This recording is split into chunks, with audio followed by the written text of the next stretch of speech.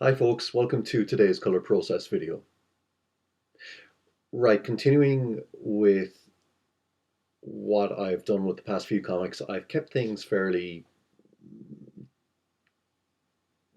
laid back, I suppose, with the colors in today's comic.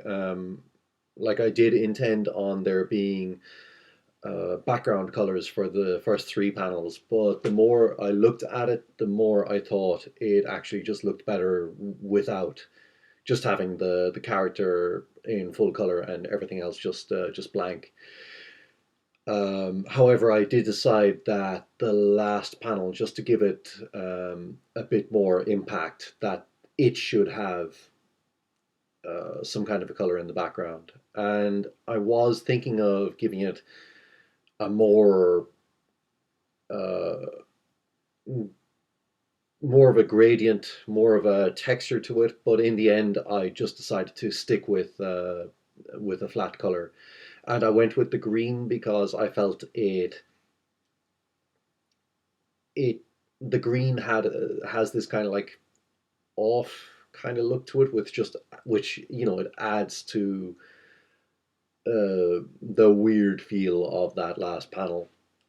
On top of that, I was intending on going with a more like hand painted look to the colors in that last panel, but I just decided to stick with rendering everything in flats based on the reference photo I took of myself, which you can see in the typed up process post.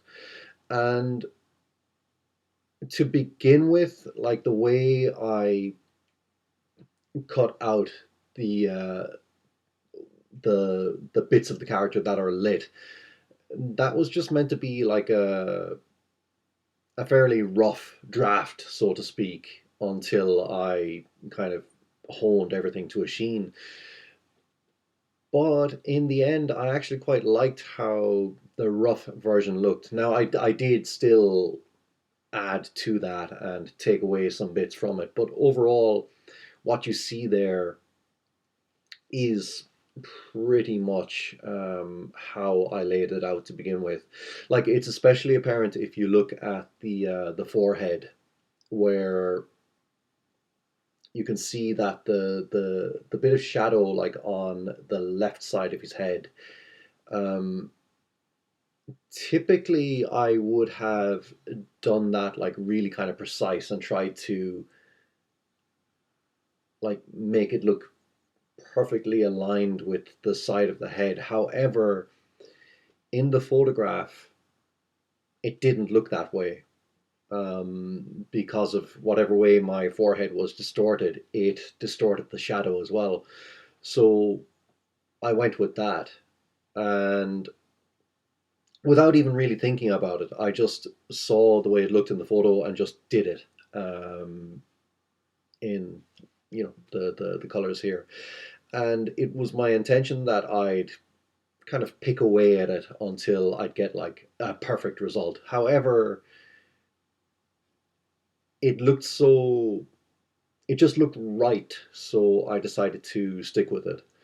And then from there, it was just a matter of like just adding in little bits of shadow here and there and taking away little bits here and there. Like if you look very closely at the eyes, just to give them an extra sense of depth and shape, I just deleted some of the shadow on the bottom lid of both eyes, and it's only a subtle thing, but it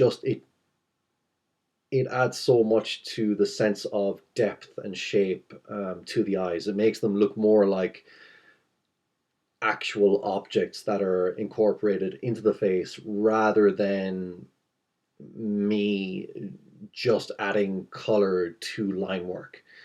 Um,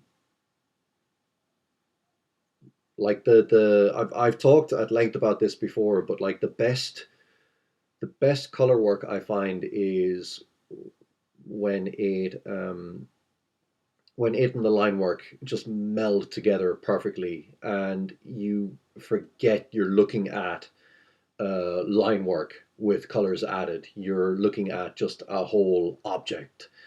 And I find a successful color job is when you get that across, when the reader isn't overly conscious of the fact that they're looking at line work that has been colored. They look at both things as the one object, and that's always a great thing to be able to pull off. And I'm confident I pulled it off here. So that's pretty much everything I have to say about this one. So thank you very much for watching, and I will talk to you at the next video. Take care.